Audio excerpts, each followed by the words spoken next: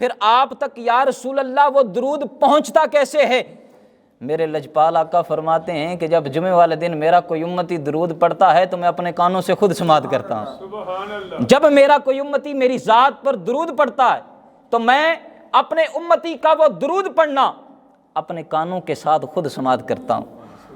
تو جب کوئی امتی آقا کریم علیہ السلام کی ذات پر درود پڑھتا ہے، فرمایا جمعے والا دن ہو، درود جتنی دفعہ پڑھے تو وہ اتنی دفعہ آقا کریم فرماتے ہیں کہ میں اپنے کانوں سے اس کا درود پڑھنا سماعت کرتا ہوں۔ اس محبت، عقیدت، مودت کے ساتھ درود پڑھیں کہ ہم پڑھ رہے ہیں اور ہمارے لجپال آقا سن رہے ہیں۔ الصلاۃ والسلام علیک یا سیدی یا رسول اللہ وعلی آلک و اصحابک یا سیدی یا حبیب اللہ۔ الصلاۃ والسلام علیک یا سیدی یا حبیب اللہ وعلی آلک و اصحابک یا سیدی یا خاتم النبیین۔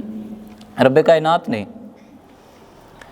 انسان کی بخشش کے لیے چند دنوں کو، چند راتوں کو منتخب فرمایا، جس طرح کہ اللہ تعالیٰ نے ارشاد فرمایا کہ جو بندہ تہجد کے وقت نوافل پڑھے اور پھر دعا کرے کہ مولا معاف کر دے، رب فرماتا ہے کہ میں آسمان دنیا پر آتا ہوں اور میں لوگوں کو یہ کہتا ہوں کہ ہے کوئی مجھ سے مانگنے والا، اس کو عطا کیا جائے، اس کو دیا جائے، ہے کوئی مجھ سے بیماری سے شفا مانگنے والا، اس کو صحت یابی دی جائے، ہے کوئی تنگ دست، اس کے مال میں اضافہ کر دیا جائے۔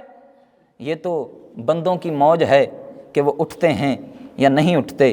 اسی طرح فرمایا کہ جب جمعے کا دن آتا ہے ایک گھڑی ایسی آتی ہے، فرمایا اگر بندہ کہہ دے کہ مولا پہاڑ کو سونے کا کر دے تو رب تعالیٰ وہ پہاڑ بھی سونے کا بنا دے۔ ایک گھڑی ایسی آتی ہے، ایک لمحہ ایسا آتا ہے جمعے والے دن۔ تو فرمایا کہ جب جمعے والے دن آئے تو اس دن میں پورا دن اپنے ذہن میں کوئی نہ کوئی دعا، کوئی نہ کوئی وظیفہ اپنے ذہن میں رکھیں، اپنے دل میں رکھیں، تاکہ جب وہ گھڑی آئے آپ کی زبان پر دعا ہو، اللہ قبول فرما لے، اللہ تعالیٰ آپ کی دعا کو قبول فرما لے۔ تو چونکہ اسی طرح فرمایا کہ 5 راتیں ایسی ہیں کہ جن میں اللہ تعالیٰ لوگوں کی دعاؤں کو قبول کرتا ہے۔ وہ 5 راتیں کون سی ہیں؟ فرمایا عید الفطر کی رات کو، عید الاضحیٰ کی رات کو، شب قدر کی رات کو، شب معراج کی رات کو اور شب برات کی رات کو۔ یہ 5 راتیں ایسی ہیں کہ جس میں لوگوں کے اعمال لکھے جاتے ہیں۔ شب برات کی رات کو محذوف فرمایا، مخصوص فرمایا کہ شب برات کی رات ایک ایسی ہوتی ہے کہ جس میں بندے کے اعمال اللہ کے ہاں پیش ہوتے ہیں کہ مولا اس بندے نے پورا سال یہ کام کیے ہیں، یہ اس کا کھاتا ہے، یا باری تعالیٰ اب اس کا کرنا کیا ہے۔ اللہ تعالیٰ اس کھاتے کو چیک کرتا ہے، پھر فرشتوں کی ڈیوٹی لگائی جاتی ہے کہ آئندہ پورا سال اس بندے کو رزق دینا ہے یا نہیں دینا، آئندہ پورا سال آیا یہ بندہ زندہ رہے گا یا نہیں رہے گا، آیا پورا سال اگر کوئی بے اولاد ہے اس کو اولاد ملے گی یا نہیں ملے گی، آیا پورا سال یہ ایمان کی حالت میں اس دنیا میں جیے گا کہ نہیں جیے گا، وہ اس کے اعمال لکھے جاتے ہیں۔ تو جو بندہ ان راتوں کو غفلت میں گزار دیتا ہے، فرمایا کہ وہ اللہ تعالیٰ پھر اپنی مرضی سے جو چاہتا ہے وہ لکھ دیتا ہے، کیونکہ اس کی رات غفلت سے گزر گئی۔ جو بندہ رات اللہ کی یاد میں گزار دیتا ہے، اللہ کی یاد میں جو بندہ رات گزارتا ہے تو اللہ تعالیٰ اس بندے کے ساتھ وہی معاملہ فرماتا ہے کہ جو بندہ چاہتا ہے۔ اللہ تعالیٰ تو فرماتا ہے کہ میں اپنے نحن اقرب الیہ من حبل الورید، کہ میں اپنے بندے کی شارک سے بھی زیادہ قریب ہوں۔ بندہ مجھے پکارے تو میں اس بندے کی مدد کے لیے حاضر ہو جاتا ہوں۔ آقا کریم علیہ الصلوۃ والسلام کے جن کے لیے اللہ رب العزت نے اس ہستی کو سجایا، اللہ رب العزت نے اپنی نبی کی امت کو دیکھیں کتنا اکرام بخشا۔ حضرت عیسیٰ علیہ الصلوۃ والسلام نا ایک جگہ سے گزرے، دیکھا کہ ایک پہاڑ ہے گنبد نما بنا ہوا ہے، وہ پہاڑ گنبد نما ہے، آپ ارد گرد چکر لگاتے ہیں، کہتے ہیں مولا کتنا خوبصورت پہاڑ ہے۔ اللہ رب العزت وہی نازل فرماتا ہے کہ عیسیٰ دیکھنا چاہتے ہو اس میں کیا ہے؟ حضرت عیسیٰ علیہ الصلوۃ والسلام عرض گزار ہوتے ہیں مولا دکھا دے اس میں ہے کیا۔ حضرت عیسیٰ علیہ الصلوۃ والسلام جب گزارش کرتے ہیں تو اللہ تعالیٰ اس پہاڑ کو شق کرتا ہے، پہاڑ کو پھاڑتا ہے۔ تو جب وہ پہاڑ پھٹتا ہے اندر سے کیا نمودار ہوتا ہے کہ ایک آدمی اللہ کی عبادت میں مبذول ہے، اللہ کی عبادت کیے جا رہا ہے، وہ بندہ نماز پڑھ رہا ہے۔ حضرت عیسیٰ علیہ الصلوۃ والسلام قریب کھڑے ہو جاتے ہیں، وہ بندہ اپنی نماز مکمل کرتا ہے، اس کے ساتھ سلام ہوتی ہے، پوچھا جاتا ہے کہ یار کب سے تو یہاں پر موجود ہے اور کیا کرتا ہے؟ وہ بندہ کہتا ہے حضور مجھے 400 سال ہو گئے کہ میں یہاں پر اللہ کی عبادت کرتا ہوں، مجھے نہ تو کوئی کھانے کی حاجت ہوتی ہے نہ پینے کی حاجت ہوتی ہے۔ اللہ نے اس پہاڑ سے ایک چشمہ جاری فرمایا ہے، جب مجھے پیاس لگتی ہے تو میں پانی اس چشمے سے پی لیتا ہوں، اور جب مجھے بھوک لگتی ہے تو میرے قریب اللہ تعالیٰ نے انگوروں کی ایک بیل اگائی ہے، اس کے اوپر خوشے لگے ہوئے ہیں، جب بھوک لگتی ہے وہ میں انگور کھا لیتا ہوں۔ تو بس 400 سال ہو گئے، دن کے وقت روزہ رکھتا ہوں، رات کو رب کی عبادت کرتا ہوں۔ حضرت عیسیٰ علیہ السلام کہتے مولا اتنی عبادت بھی کسی بندے کی ہے بھلا؟ اور یار اس بندے کے جیسا بھی کوئی نیک بندہ ہے؟ اللہ رب العزت حضرت عیسیٰ علیہ السلام کی طرف وحی نازل فرماتا ہے اے عیسیٰ اس بندے سے نیک بندے بھی اس دنیا میں آئیں گے۔ اور یار ایک بندے کی 400 سال عبادت ہے، اس سے نیک بندہ دنیا میں 500 سال کو عبادت کرے تو پھر اس سے نیک ہو سکتا ہے، لیکن اللہ رب العزت نے فرمایا کہ دنیا میں اس سے بھی نیک بندے آئیں گے۔ مولا کیسے آئیں گے؟ اللہ رب العزت ارشاد فرماتا ہے کہ وہ جس کا ذکر میں نے تیری کتاب میں فرمایا ہے، جو میں نے کتاب نازل فرمائی ہے، اس میں جس نبی کا ذکر میں نے فرمایا ہے احمد، میرے نبی کو میں اپنے محبوب کو ایک ایسی امت دوں گا، عطا فرماؤں گا۔ فرمایا ان کو ایک مہینہ عطا فرماؤں گا جس کا نام شعبان ہوگا۔ فرمایا جب ان کو وہ شعبان عطا فرماؤں گا، 15 شعبان المعظم کی رات بندہ 2 نفل پڑھے گا، فرمایا اس کے 2 نفل ایک طرف، اس بندے کی 400 سال کی عبادت ایک طرف۔ فرمایا اس بندے کو جو 2 نفل ادا کرے گا، اور یار رب تعالیٰ دیکھو بندوں کی بخشش کا کیسے کیسے بہانہ بناتا ہے۔ فرماتا اس بندے کی 400 سال عبادت ایک طرف، اور اس بندے کے 15 شعبان المعظم کے رات پڑے ہوئے 2 نفل ایک طرف، فرمایا اس کو زیادہ ثواب عطا فرماؤں۔ حضرت عیسیٰ علیہ السلام نے بھی جس طرح حضرت موسیٰ علیہ السلام نے امت محمدیہ میں پیدا ہونے کی دعا مانگی نا، تو حضرت عیسیٰ علیہ السلام نے بھی دعا مانگی۔ حضرت عیسیٰ علیہ السلام نے بھی کہا یا باری تعالیٰ مجھے بھی اپنے اس نبی کا امتی بنا۔ تو جب آئیں گے نا آقا کریم علیہ اللہ رب العزت کے ہاں اٹھائے گئے حضرت عیسیٰ علیہ السلام، تو جب آئیں گے تو پیروی جس کی کریں گے وہ امت محمدیہ کی کریں گے۔ حضرت عیسیٰ علیہ السلام بھی جب آئیں گے تو امت محمدیہ کی پیروی کریں گے۔ گویا کہ بتایا، نبیوں نے بتایا کہ اللہ رب العزت نے اپنے محبوب کو وہ شانیں عطا فرمائی ہیں، اتنی شانیں عطا فرمائی ہیں، زندگیاں ختم ہوئی اور قلم ٹوٹ گئے، تیرے اوصاف کا ایک باب بھی پورا نہ ہوا۔ آقا کریم علیہ السلام کے اوصاف کا ایک باب بھی پورا نہ ہوا۔ شب معراج شریف کی پیچھے شب گزری نا، آقا کریم علیہ السلام معراج پر گئے، اللہ تعالیٰ سے ملاقات ہوئی، اللہ تعالیٰ کی بارگاہ میں گزارش کرتے مولا وہ حضرت موسیٰ علیہ السلام کو تو نے عصا عطا فرمایا تھا، عصا تھا اس کا نام ثعبان تھا۔ کیا نام تھا جی اس کا؟ ثعبان۔ ثعبان کہتے ہیں کہ جادو کا طور کرنے والے کو، ایک اس کا معنی ہوتا ہے سانپ کا۔ فرماتے ہیں ثعبان نام تھا اس عصے کا۔ اس عصے کی خاصیت یہ تھی کہ جادوگروں کے جادو جو تھے اس عصے کے سامنے بیکار ہو جاتے تھے۔ عرض کرتے ہیں یا باری تعالیٰ تو نے تو حضرت موسیٰ علیہ السلام کو وہ عصا عطا فرمایا تھا، بتا مجھے کیا عطا فرمایا؟ حضرت موسیٰ علیہ السلام کو وہ ثعبان عصا عطا فرمایا تھا، بتا مولا مجھے کیا عطا فرمایا ہے؟ رب تعالیٰ ارشاد فرماتا ہے حبیب غم نہ کر، میں نے حضرت موسیٰ کو ثعبان عصا عطا فرمایا تھا لیکن تیری امت کو شعبان عطا فرمایا۔ اس عصے کی خاصیت یہ تھی کہ وہ جادوگروں کے جادو کو ختم کر دیتا تھا۔ ارے اس شعبان کی خاصیت یہ ہے کہ یہ تیری امت کے گناہ گاروں کے گناہ ختم کر دے گا، یہ گناہ گاروں کے گناہ ختم کر دے گا۔ آقا کریم علیہ السلام کی وجہ سے دیکھیں امت محمدیہ کو کیسی کیسی فضیلتیں ملی، آقا کریم علیہ السلام کی وجہ سے کیسی کیسی فضیلتیں بندے کو ملی۔ مصطفیٰ کریم علیہ السلام کی بارگاہ میں ایک صحابی آئے، اب دیکھیں ذرا اس رات کو کرنا کیا چاہیے، مانگنا کیا چاہیے۔ ایک صحابی نا آقا کریم علیہ السلام کی بارگاہ میں آئے، بڑا غور سے سنیے گا، توجہ طلب۔ ایک صحابی آئے تو نا حضرت علی المرتضیٰ اس حدیث مبارکہ کے راوی ہیں، وہ کہتے ہیں جب وہ بندہ آیا نا تو آقا کریم علیہ السلام کی بارگاہ میں آ کے بیٹھ گیا۔ اب آقا کریم علیہ السلام کا در ایسا ہے کہ کبھی کبھی موج میں آتا ہے، ہر دفعہ موج میں نہیں آتا، کبھی کبھی ہے آج وہ مائل با عطا اور بھی کچھ مانگ، دے سکتے ہیں کیا کچھ کہ وہ کچھ دے نہیں سکتے؟ یہ بات نہ کر، ہوش میں آ، اور بھی کچھ مانگ، اب تنگی داماں پہ نہ جا، اور بھی کچھ مانگ۔ ارے جھولی ہی میری تنگ تھی، کیا مانگتا ان سے؟ وہ تو کہتے رہے مانگ ذرا اور بھی کچھ مانگ، وہ تو کہتے رہے مانگ ذرا اور بھی کچھ مانگ، کیا مانگتا ہے؟ تو اس سے ابھی کے ساتھ بھی نہ ایسے ہی معاملہ ہوا۔ وہ بندہ آ کے نہ بیٹھ گیا آقا کریم علیہ الصلوۃ والسلام کی بارگاہ میں، کہتا یا رسول اللہ کچھ چاہیے۔ آقا کریم علیہ السلام فرماتے مانگ، کیا مانگتا ہے؟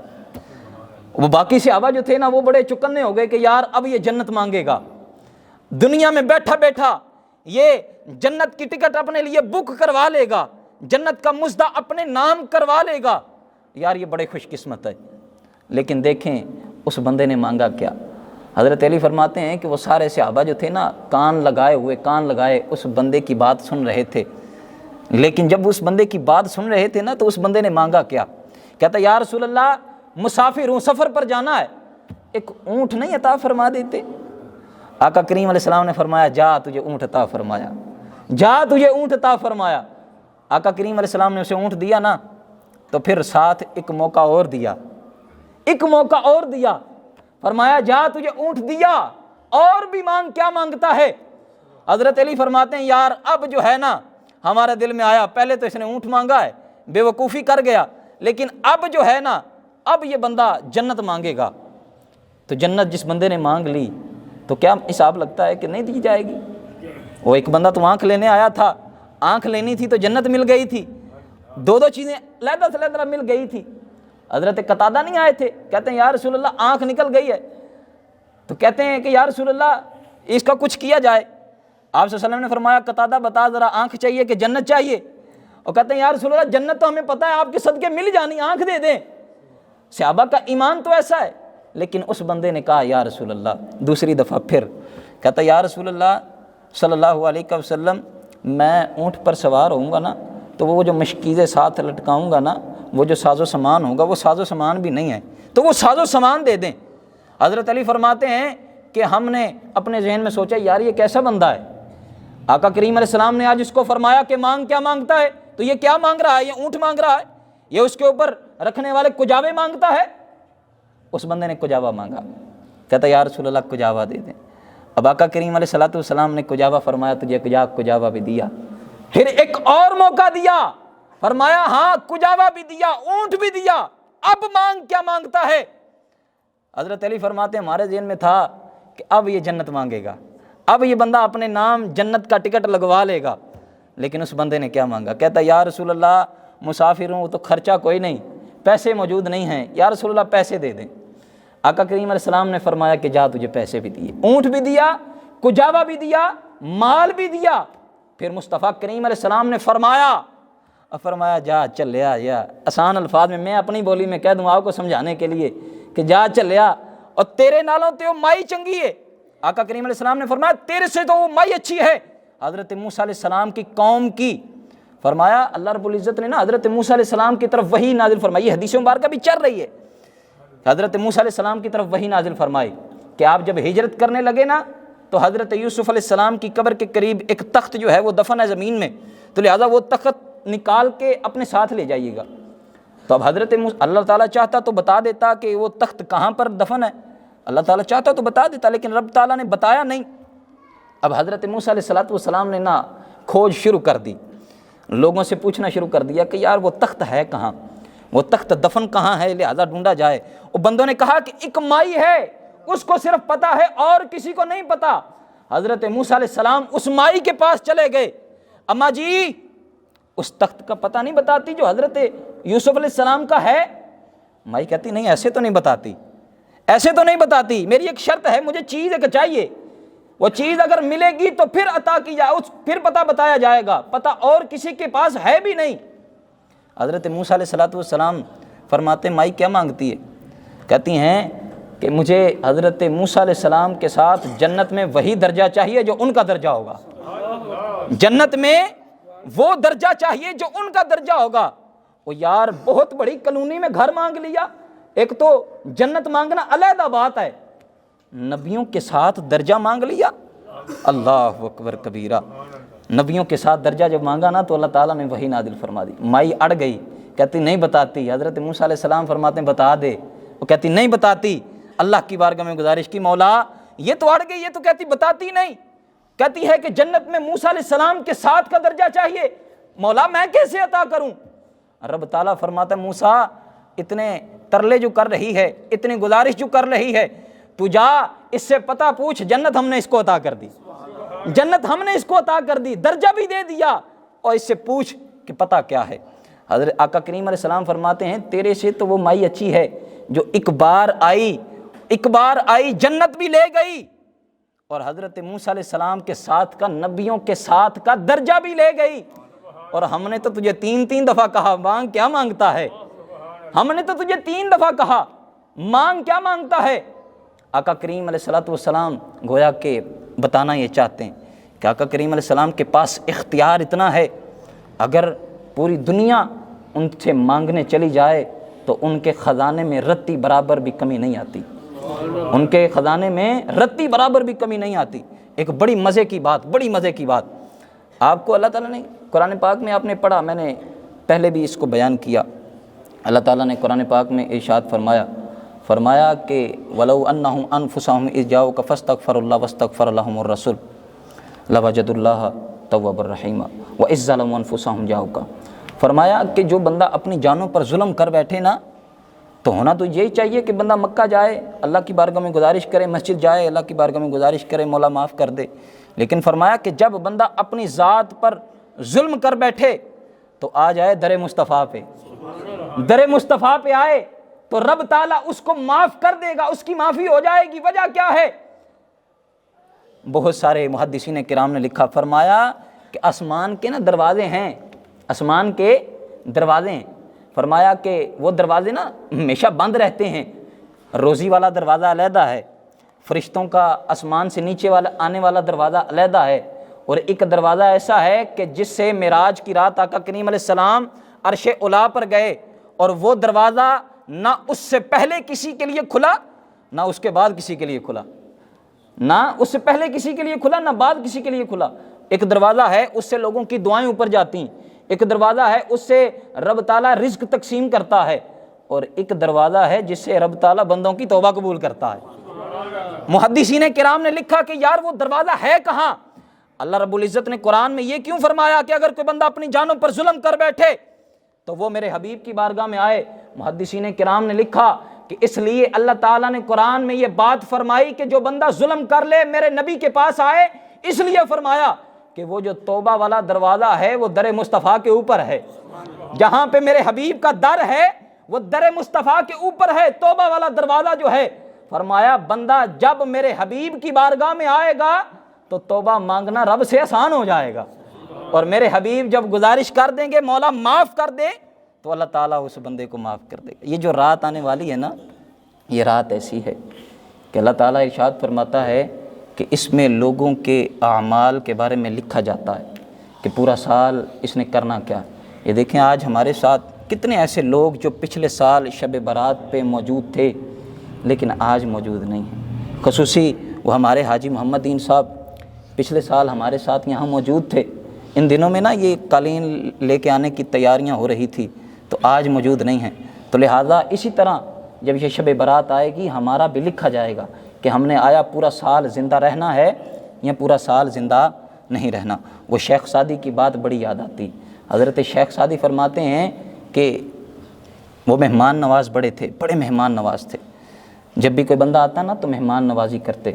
ہمارے پاس جب کوئی مہمان آ جائے نا، 2-3 مہمان کٹھے آ جائیں تو ماتھے کے اوپر بل آ جاتے ہیں، لیکن دیکھیں وہ لوگوں سے قرضہ لے کے مہمان نوازی کیا کرتے تھے۔ ایک دن سارے جو قرضہ لینے والے تھے نا، قرض خواہ، وہ سارے اکٹھے ہو گئے اور بیٹھ گئے کہ ہمیں قرضہ دیں جی ہمارا۔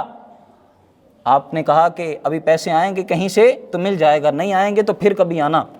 اتنے میں ایک بچہ گزرا، اس کے پاس کچھ ساز و سامان تھا، وہ بچے کے پاس ساز و سامان تھا۔ اب ان کو یہ تھی کہ ہم قرضہ لے کے جائیں گے، لیکن شیخ سعدی کو یہ تھی یار میرے پاس آئے ہیں، ان کو کچھ کھلانا چاہیے، ان کی مہمان نوازی کرنی چاہیے۔ وہ بچہ گیا نا تو بچے کو کہا کہ یار بیٹا بات سننا، تمہارے پاس جو چیزیں ہیں نا، یہ میرے مہمان بیٹھے ہیں، ان مہمانوں کو کھلا دو، ان میں تقسیم کر دو۔ وہ بچے نے جب چیزیں تقسیم کر دی نا تو شیخ سعدی فرماتے ہیں کہ جہاں پہ اب یہ بیٹھے ہیں وہیں پر بیٹھ جائے، یہ سارے پیسے لینے آئے ہیں، یہ سارے پیسے لینے آئے ہیں، جب ان کو ملیں گے تجھے بھی مل جائیں گے۔ وہ بچہ رونے لگا، کہتا یا حضور بات یہ ہے کہ میرے گھر میں میری والدہ ہیں، میری بہنیں ہیں، تو لہٰذا میں اگر پیسے گھر نہیں لے کے جاؤں گا تو میں گھر جا کے پیسے کہاں سے دوں گا، مجھ سے تو پوچھ پڑتال ہوگی۔ وہ بچہ رونے لگ گیا۔ جب وہ رونے لگا نا، تھوڑی دیر گزری، ایک مرید آیا، کہنے لگا حضور یہ پیسے آپ کی خدمت میں نظرانہ ہے۔ تو نظرانہ پیش کیا نا، تو آپ نے پیسے جو تھے وہ گنے، اور سارے بندوں کے جتنے جتنے پیسے بنتے تھے وہ سارے قرض خواہوں کے پیسے آپ نے دے دیے، ساتھ ہی نا اس بچے کے پیسے بھی دے دیے۔ وہ بندے سارے چلے گئے۔ ایک بندہ بڑا سمجھدار تھا، وہ کہتا حضور اتنے دنوں سے چکر لگا رہے ہیں، پیسے آج تک نہیں ملے، آج پیسے کیسے مل گئے؟ وہ کہتے ہیں حضرت شیخ سعدی نے بڑا کمال کا جملہ کہا۔ آپ نے فرمایا اتنے دنوں سے تم چکر لگا رہے تھے لیکن تمہارے درمیان کو رونے والا نہیں تھا۔ اتنے دنوں سے تم چکر لگا رہے تھے لیکن تمہارے درمیان رونے والا نہیں تھا۔ آج وہ بچہ رویا، اس کے رونے کی وجہ سے تم سب کی بگڑی بن گئی، اس کے رونے سے تمہاری سب کی بگڑی بن گئی۔ رونا دل دی میل مکاوے، رونا دل دی میل مکاوے، نالے وچھڑے یار ملاوے، تے روون دھوون والا یارو کدی دوزخ وچ نہ جاوے۔ تو یہ رات جو ہے یہ رونے کی رات ہے، یہ اللہ سے معافی مانگنے کے۔ بڑے گناہ ایسے کر لیے، ایسے گناہ۔ آقا کریم علیہ السلام فرمایا کہ کچھ گناہ گار ایسے ہیں کہ جن کی اس رات اللہ تعالیٰ بخشش نہیں کرتا۔ اللہ اکبر۔ وہ کون کون ہے؟ فرمایا والدین کا نافرمان، اگر ہمارے اندر یہ کمی ہے تو اس کو دور کر لے۔ فرمایا والدین کا نافرمان، اگر وہ والدین سے معافی مانگے، توبہ کرے تو پھر اللہ معاف کرے گا۔ فرمایا دوسرے نمبر پر رشتہ داروں سے اپنی رشتہ داری توڑنے والا۔ آقا کریم علیہ السلام مجلس میں بیٹھے ہیں، صحابہ کو کہتے ہیں صحابہ اگر کوئی مجلس میں رشتوں کو توڑنے والا بیٹھا ہے تو ہماری مجلس سے اٹھ کے چلا جائے۔ مصطفیٰ کریم علیہ السلام نے دیکھا کہ ایک نوجوان اٹھا، اس کی خالہ ناراض تھی، وہ خالہ کے پاس گیا، کہتا ہے کہ آج مصطفیٰ نے اپنی مجلس سے اٹھا دیا، پتہ نہیں قیامت والے دن کیا بنے گا۔ آج مصطفیٰ نے مجلس سے اٹھا دیا کہ جو ناراض ہے اپنے رشتہ داروں سے مجلس چھوڑ کر چلا جائے۔ تو خالہ جی معاف نہیں کر دیتی اللہ کی رضا کے لیے؟ وہ خالہ جان نے معاف کر دیا۔ واپس آیا نا تو مصطفیٰ کی بارگاہ میں بیٹھ گیا۔ آقا کریم علیہ السلام کو کہتا یا رسول اللہ صلی اللہ علیہ وسلم اٹھ کے چلا گیا تھا، خالہ ناراض تھی، واپس اس لیے آیا ہوں کہ راضی کر کے آیا، اللہ کی رضا کے لیے راضی کیا۔ فرمایا جو رشتے توڑنے والا ہے اس رات جب تک وہ رشتہ نہیں جوڑے گا، جب تک اللہ سے معافی نہیں مانگے گا، اللہ تعالیٰ بھی معاف نہیں فرمائے گا۔ اللہ نے ایک جگہ پر قرآن پاک میں ارشاد فرمایا ما کان محمد ابا احد من رجالکم ولکن رسول اللہ وخاتم النبیین۔ قرآن میں رب تعالیٰ نے ارشاد فرمایا کہ آقا کریم علیہ السلام کی جو ذات ہے نا وہ آخری نبی ہیں، اور یہ آئین پاکستان کے 1973 کے آئین کے مطابق اگر کوئی بندہ اپنے آپ کو نبی کلیم کرنے کی کوشش کرے، یا کوئی بندہ یہ کہے کہ میں معاذ اللہ اللہ کا نبی ہوں، یا کوئی ایسی بات کرے، تو فرمایا وہ دائرہ اسلام سے خارج ہے، یعنی وہ مسلمان ہے نہیں۔ کیوں؟ کس وجہ سے؟ قرآن کی نص میں آ گیا کہ آقا کریم علیہ السلام آخری نبی ہیں، آخری نبی ہیں، ان کے بعد کوئی نبی آنے والا نہیں ہے۔ اور یہ آئین پاکستان تو اب بنا ہے نا 1973 میں، یہ چند ایک سال ہوئے ہیں آئین پاکستان اب بنا ہے، لیکن ہمارا مسلمانوں کا عقیدہ یہ ہے کہ یہ آئین آقا کریم علیہ السلام کی پیدائش سے پہلے بن گیا تھا۔ یہ وہ لوح محفوظ پر رب تعالیٰ نے آئین بنا دیا تھا کہ یہ میرا جو حبیب آنے والا ہے اس کے بعد کسی اور حبیب کی طلب ہے ہی نہیں۔ تو وجہ میرا محبوب نہیں ڈٹھا۔ آقا کریم علیہ السلام کی ذات ایسی ذات ہیں کہ نماز پڑھنی ہمارے لیے اتنی ضروری نہیں ہے کہ جتنا ضروری ہمارے لیے آقا کریم علیہ السلام کی ختم نبوت پہ پہرا دینا۔ یہ قسم خدا کی، نماز اتنی ضروری نہیں ہے کہ جتنا ضروری یہ ہے۔ کس وجہ سے؟ ارے نماز تو ہمیں ملی مصطفیٰ کے صدقے سے ہے۔ حضرت علی المرتضیٰ شیر خدا خیبر سے واپس آ رہے ہیں، اب دیکھیں آقا کریم علیہ السلام کی ختم نبوت یعنی آخری نبی ہیں، پہرا کیسے دیا صحابہ نے؟ انہوں نے اپنی نمازیں قربان کر دی، اپنی اولادیں قربان کر دی۔ حضرت علی خیبر سے واپس آ رہے ہیں، خیبر سے واپس آتے آتے نا ایک جگہ پر مقام صحابہ کے قریب آقا کریم علیہ السلام حضرت علی کی گود میں سر رکھ کے سو گئے۔ عصر کا وقت تھا، چلا گیا، مختصر کرتا جاؤں، عصر کا وقت تھا، چلا گیا، آنسو گرے تو آقا کریم علیہ السلام کو جاگ آ گئی۔ آقا کریم علیہ السلام نے پوچھا علی روتا کیوں ہے؟ کہا یا رسول اللہ صلی اللہ علیہ وسلم آپ آرام کر رہے تھے تو میں نے مناسب نہیں سمجھا کہ میں آپ کو جگاؤں۔ اور یار نماز ضروری ہے یا جگا دینا ضروری ہے؟ حضرت علی نے نماز پڑھ لینی چاہیے تھی، لوگ کہتے ہیں، لیکن دیکھیں علی، حضرت علی کی محبت یہ کہتی ہے کہ نہیں، نماز ملی ہے تو مصطفیٰ کے صدقے سے ملی۔ حضرت علی نے، آقا کریم علیہ السلام نے پوچھا اب علی نماز ادا پڑھنی ہے قضا پڑھنی ہے؟ حضرت علی نے عرض کی یا رسول اللہ اگر ادا پڑھ لی جائے تو کیا ہی بات ہے۔ تو پھر آقا کریم علیہ السلام نے وہ اشارے سے سورج کو پلٹایا تو پھر حضرت علی نے وہ نماز باجماعت ادا فرمائی، ادا فرمائی، قضا نہیں فرمائی۔ تو نماز کس لیے چھوڑی؟ میرے مصطفیٰ کے لیے۔